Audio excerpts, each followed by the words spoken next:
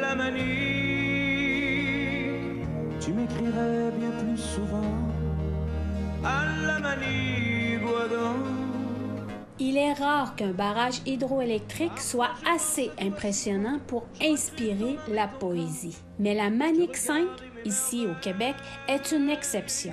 Il a inspiré des chansons comme ce classique de 1966. Et encore aujourd'hui, des gens sortent de la ville pour le voir. C'est un emblème québécois, dans le fond. Ça représente une grande réussite pour le Québec, là, je pense, là, avec l'hydroélectrique. Puis c'est impressionnant à voir, là. C'est un beau mur. Mais ce mur, construit en 1959, se situe sur les terres ancestraux des Inuits de Pessamit. Pour Cécile Bacon, que tous appellent Kwaguajushku, c'était soirée de bingo chez elle, avec sa fille et son gendre. Elle affirme avoir grandi en territoire.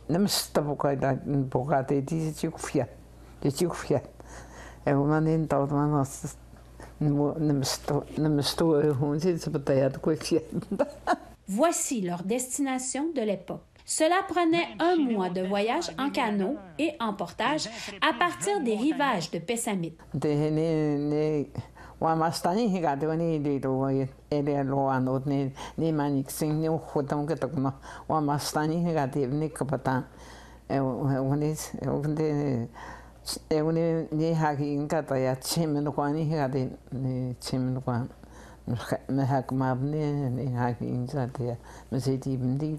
Adélard Benjamin, coordonnateur du projet du secteur territoire et ressources, affirme qu'il est difficile d'ignorer l'influence de la culture Innu sur la toponymie locale.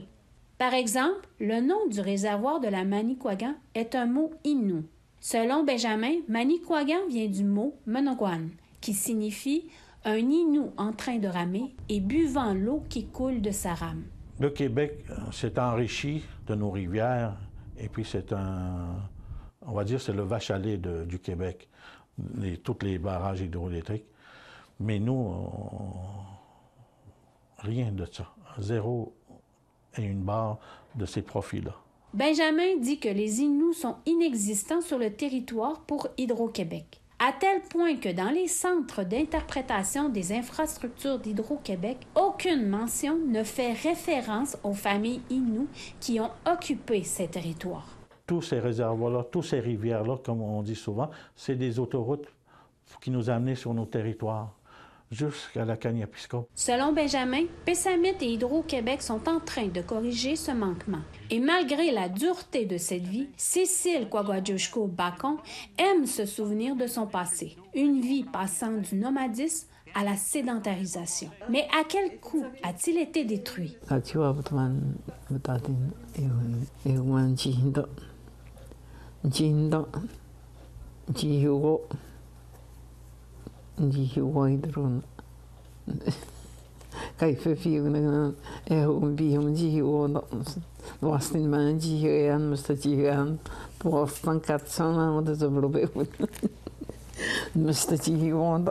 Pour Cécile Bacon, sa relation avec Hydro-Québec se résume à cette pensée.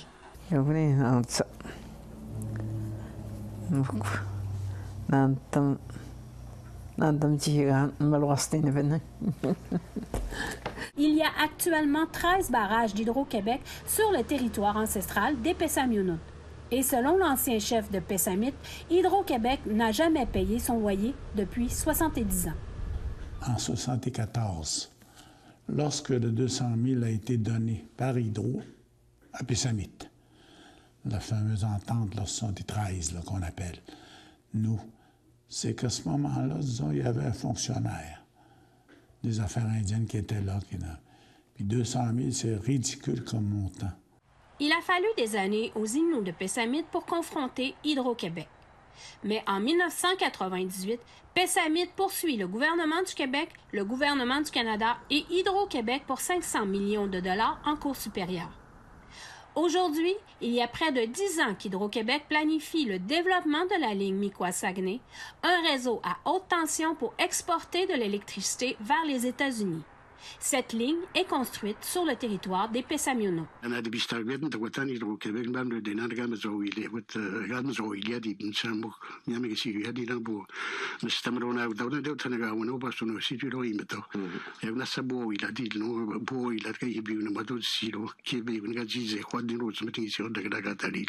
En 2018, pendant un an, Hydro-Québec et Pessamit ont négocié l'entente Pic-Moigan. Un accord concernant, entre autres, le caribou forestier, le rehaussement de la centrale Manic 5, la ligne Miquois-Saguenay et le développement récréo-touristique. Par souci de transparence, Pessamit a voté en référendum.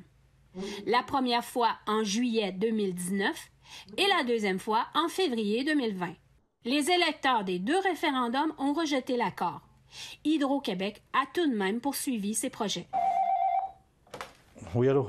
Adélard Benjamin, coordonnateur pour le secteur territoire et ressources, affirme que le projet Miquois-Saguenay a été construit sans l'approbation de la population de Pessamit. Les gens se sont montrés très perplexes.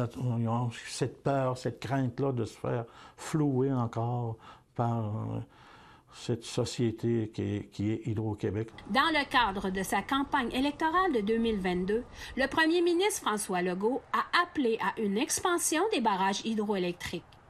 Une fois de plus, il s'est tourné vers le territoire Innu.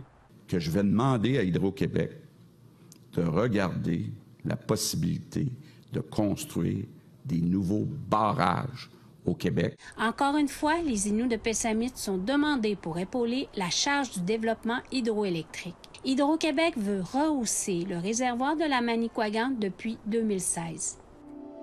Mais une station de recherche du nom de Wapishka fait obstacle. Elle se situe au bord du réservoir de la Manicouagan, dont les propriétaires sont le Conseil de bande de Pessamit et l'UNESCO.